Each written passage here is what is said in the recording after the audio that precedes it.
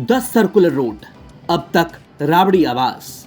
जहां 20 साल से लालू प्रसाद और राबड़ी देवी रहते थे, लेकिन अब इसे खाली किया जा रहा है क्योंकि भवन निर्माण विभाग ने इसे खाली करने का आदेश दिया है और अब लालू प्रसाद और राबड़ी देवी दूसरी जगह शिफ्ट करेंगे। ये शिफ्टिंग ऐसे वक्त में हो रही है जब आरजेडी सुप्रीमो दिल्ली में है और तेजस्वी यादव भी बिहार में नहीं है। पिछले महीने ही राबड़ी आवास खाली करने का नोटिस मिला था और अब इसको लेकर राजनीति भी तेज हो गई है। जेडीयू ने जहां यह कह दिया है कि लालू प्रसाद आवास जो खाली हो रहा है, इस सरकारी बंगले को कोई नुकसान ना पहुंचाया जाए, वहीं बीजेपी ने यह कहकर आरजेडी पर तंज कसा है कि रात के अंधेरे में आखिर बंगला क्यों खाली किया जा रहा है। 10 नंबर जो माननीय राबड़ी देवी जी का सेंट्रल पूल का मकान था, वह स्थानांतरित होकर 39 नंबर हार्डिंग को किया गया, लेकिन न जाने कौन सी माया है, वो मकान खाली करने की प्रक्रिया का भी राजनीतिकरण किया जा रहा है।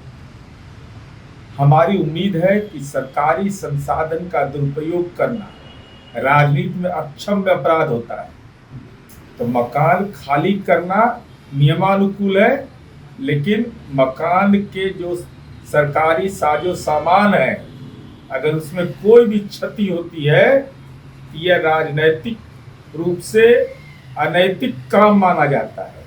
इसलिए हमारी उम्मीद है कि लालू जी, अब आपके पास संपत्ति की श्रृंखला है, मन करे कौटिल्य नगर में रहिए, महुआ बाग में रहिए, पटना में 1-2 मकान है, शेखपुरा में है, जहां मर्जी करे वहां रहिए, लेकिन सरकारी बंगला को खाली करिए, क्योंकि भवन निर्माण विभाग का सक्षम आदेश है। बड़े बेआबरू होकर तेरे कूचे से हम निकले।